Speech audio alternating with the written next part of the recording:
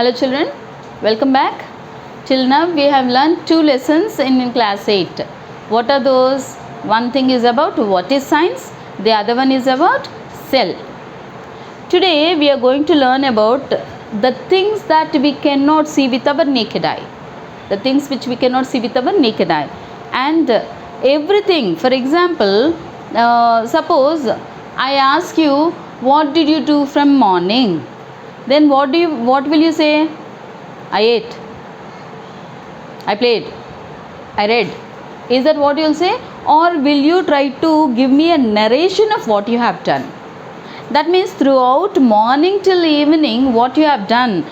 If I ask, will it take minimum of half an hour for you to explain or not? That is the story of what you have done throughout the day. That is the story of what you have done throughout the day.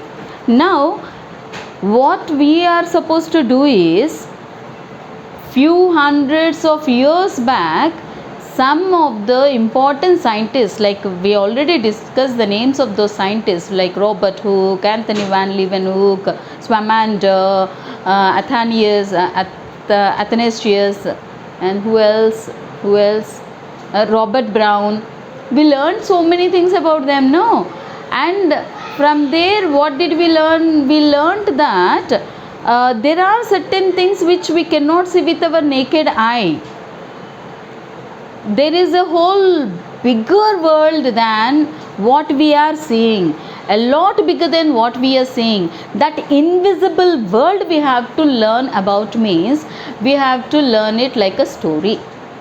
Otherwise, I got up, I ate, I read, I played, it will be there. Will that be interesting? So very fortunately for you people, to make for us all, to make things easy to understand, the lesson has been given like this. The things that we cannot see, a whole living world which we cannot see is microorganisms. What the world which we cannot see comprises of microorganisms. And now we are going to learn about microorganisms. Means what is the story about? Story of microorganisms. Lesson 3. Story of microorganisms. Good. I said story of microorganisms. So let us learn it like a story only. Actually, in the beginning, many years back, people didn't know that there is something, a world completely larger than the world that we are living in and which we are seeing in is there. And when did we start knowing about that? The science of microorganisms, microbiology, made its so till that one particular time we didn't know anything about it. Science of microbiology made its existence into this world to our knowledge is when Anthony van Leeuwenhoek made his discovery about the tiny living things which are present in a drop of water. And that was in the year 1674. Which year? 1674. Anthony van Leeuwenhoek. What he did is, actually he is not a scientist also. He is a merchant in fabric, cloth merchant. He is a cloth merchant, and because of his, people will have various hobbies. For example, some people will have reading as a hobby, some people will have gardening as a hobby, some people will be having stamp collection, philately, numismatics, like that. People will be having different kinds of hobbies. And maybe one of, luckily for us, one of the hobby for Anthony van Leeuwenhoek is trying to observe keenly.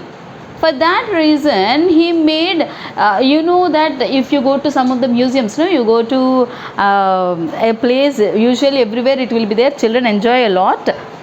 You go and stand in front of a mirror, it will make you look taller. Luckily for me, I enjoyed like that.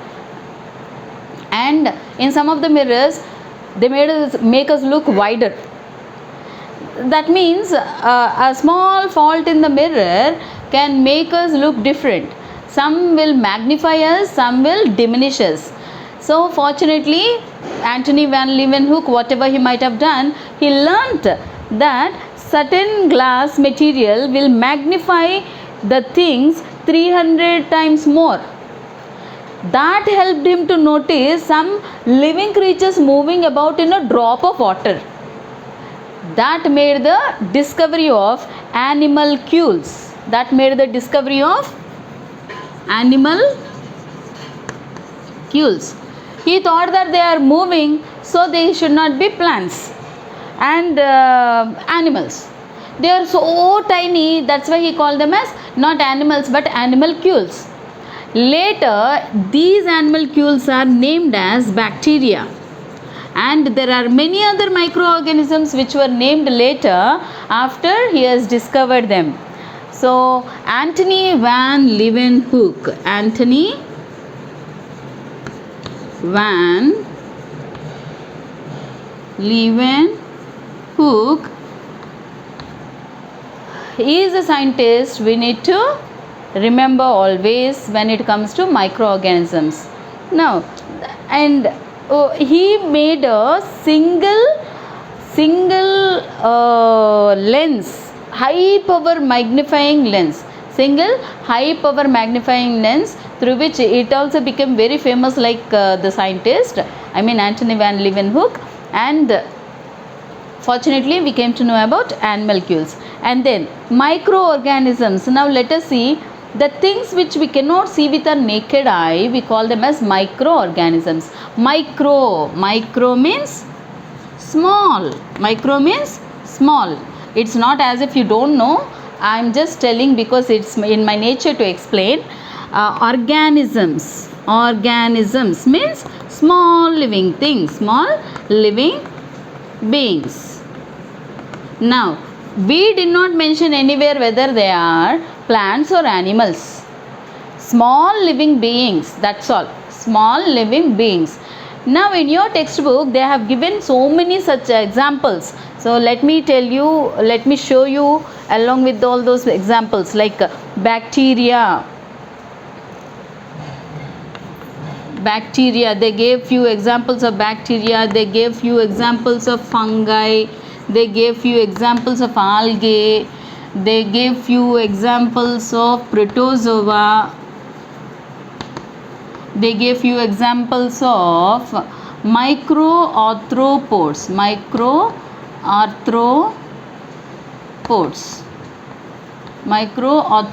Now let us see. Oh, I did not divide it in the right way, but okay. Bacteria, what are the bacteria that you can remember? Coccus, streptococcus, okay, and then lactobacillus. Coccus are usually round in shape. If you observe any microorganism which is round in shape, don't think that they are only bacteria, but bacteria which are round in shape are usually coccus, okay, and bacteria which are rod shaped are bacillus. Bacteria which are rod shaped are bacillus. Lactobacillus is rod shaped bacteria. Fungi, if you notice on rotten wood and all, you notice an umbrella like structure like this. And of course the things which are cultured and grown, we eat them like dish, that is different. We culture them and grow, those are not poisonous. But the things which are grown on poisonous surfaces or rotten surfaces, dead and decaying matter, those are poisonous. These are mushrooms, fungi, mushrooms, and which we can see with our naked eye. That's why we cannot name them under microorganism. These we can see with our naked eye, so we cannot name as microorganisms, okay. And then what do we call it as? Penicillium. Before that, okay, penicillium. Just see how beautiful it is looking. Penicillium, all fungi are not useless, children. And then yeast. and then you have Rhizopus. Rhizopus, Penicillium, Rhizopus, yeast, and then Aspergillus, and you have Aspergillus. Aspergillus is also like Penicillium only but branched.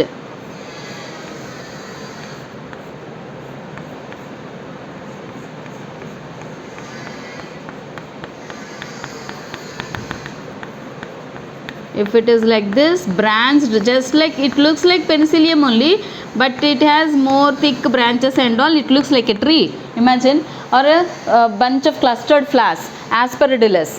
And then algae, you have Spirulina, you have Spirogyra, you have Diatom,